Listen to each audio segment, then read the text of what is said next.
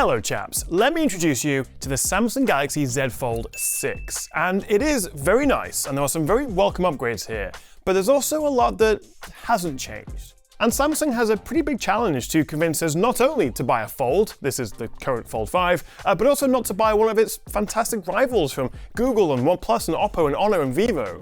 Okay, so let's talk about what's new, what's changed, and the most obvious sort of difference is the design refresh. The Fold 6 is a touch shorter and also a little bit wider. They've squared off the corners, giving it a more boxy S24 Ultra look, and it actually weighs about the same as the Ultra as well now at 239 grams. That's 14 grams lighter than last year's Fold 5 and 24 grams lighter than the Fold 4. Now, my number one issue with the Fold since the beginning of time, well, when they first started launching the Folds, is how narrow this cover screen is. I think we can all agree that it's just too narrow, too much like a remote control, and this has been our feedback for years and years and years. Well, look at this. The Fold 6's cover screen is a whole 1mm wider. Side by side, you can just about notice the difference. It's a little bit less of a TV remote, and now just about a 21:9 aspect ratio. It's a subtle change, but it is certainly welcome. We also have a new and improved hinge. They call it a dual rail hinge. The aluminium frame is now matte rather than glossy, and apparently is now 10% more scratch resistant. And speaking of durability, the IPX4 rating that we got on the Fold 5 has been bumped up to IP48. So much better water resistance, and for the first time on a Fold from Samsung, a bit of dust resistance. So you can finally take your Fold 6 to the beach. They've tweaked the speaker grills, the one on the top and the bottom, and I'm told they are now louder, plus we have slightly improved mics. Still Gorilla Glass Victus 2, front and back, and you may notice here I actually had a little accident with my Fold 5. I've kind of shattered the glass there when I dropped a phone on it. Not the end of the world, still works, but that's still glass. Oh, and the UTG, or ultra thin glass for the main tablet screen, is now FTG, or foldable thin glass, which apparently is tougher and also helps reduce the visibility of the crease. Or so I'm told, because I can't say it looks or feels particularly different, and given how subtle the crease is on some of its rivals, I'd hoped for a slightly bigger change here.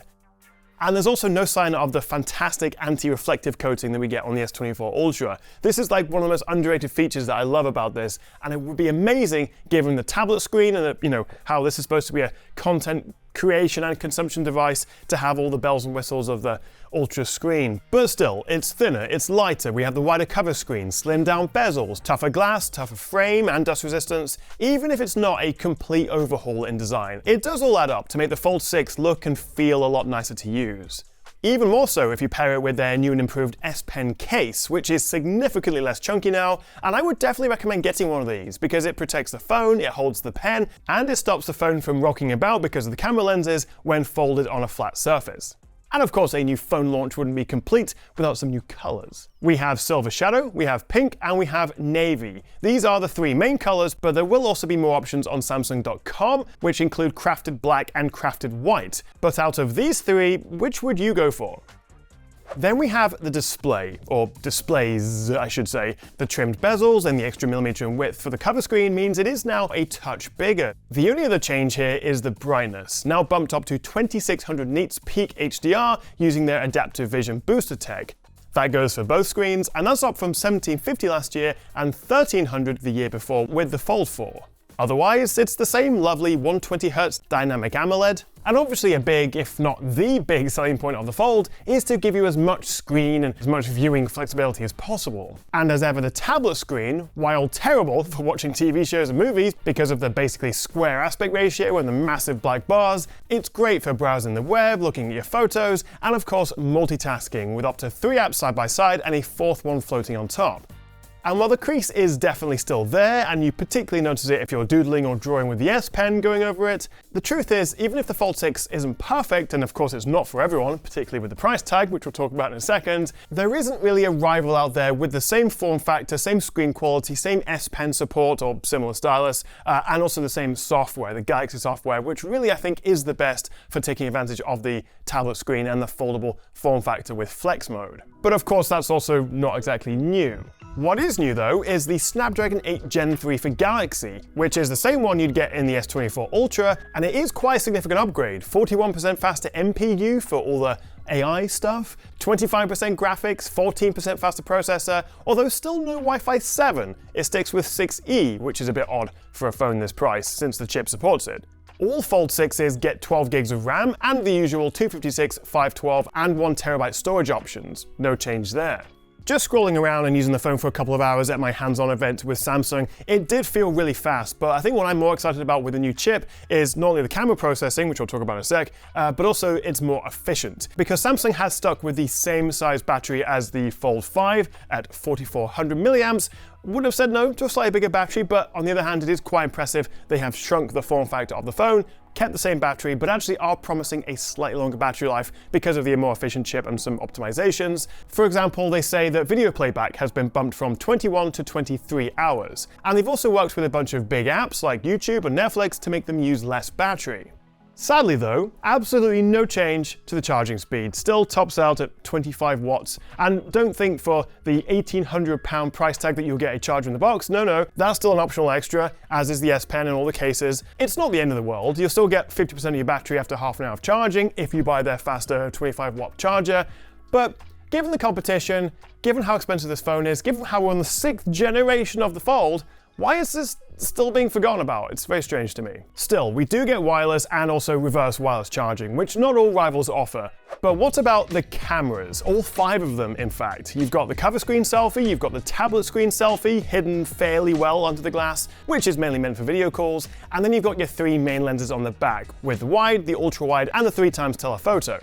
And of course, being a foldable, with flex mode and with the cover screen preview, you've got a lot more flexibility for using these main cameras for more of your shots. The problem is, barely anything has changed with the cameras. If I bring up the specs from last year's Fold 5 and then transition to the Fold 6, the only hardware change is the ultra-wide camera, which does have a new sensor and can also now shoot at 60 FPS, both at Full HD and 4K. Currently, if I switch from UHD 30 to UHD 60, 4K 60, the 0.6 times lens actually disappears. So you can now shoot 60 FPS with the Fold 6. That is the main camera hardware change. Although of course we do have the new Snapdragon 8 Gen 3, which comes with an improved ISP for the camera, so we are likely to see some better processing, faster shutter speeds, better noise reduction in low light, so it may end up being marginally better. I'll test it properly in my full review, but that's it.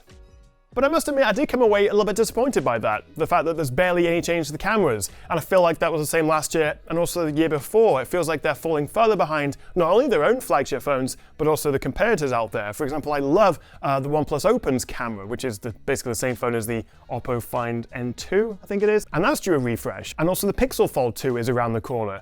So the Fold 6 will ship with Android 14, and it will be running Samsung's latest One UI 6.1.1, which of course means we get all their lovely Galaxy AI features, most of which are already available on their recent phones. There are only a handful of new features here, and they'll probably trickle down to the other devices in the next few months.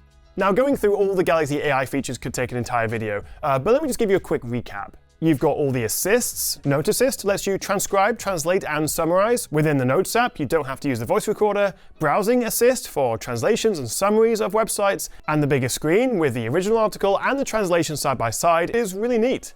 You've got Chat Assist with a new Composer tool, which can generate what you want to say for emails, messages, IG comments. There's Live Translate, where you can make a call, speak in your language, and the other person hears it translated in their language. Interpreter also makes really good use of flex mode. Say you're at a restaurant or you're checking into the hotel and there's a language barrier, you can turn on conversation mode and it will show the translation on the outer screen and give you their response on the inside for you.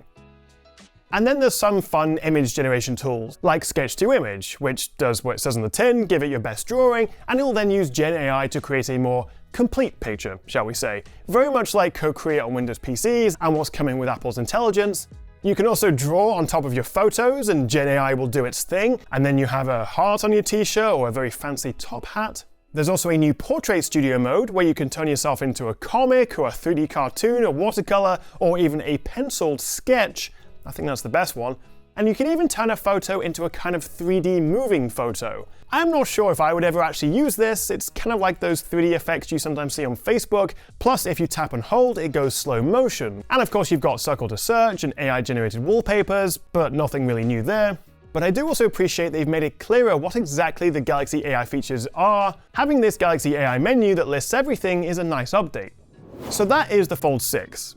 Well, that's not the Fold 6, that's the Fold 5, but that's my hands-on with the 6. And in terms of the price, it'll cost you £1,799 here in the UK, 1,800 quid basically, which is 50 more than the Fold 5 last year. So prices are going up, and that comes with the same pretty paltry 256 gigs of storage, no charger, no S Pen.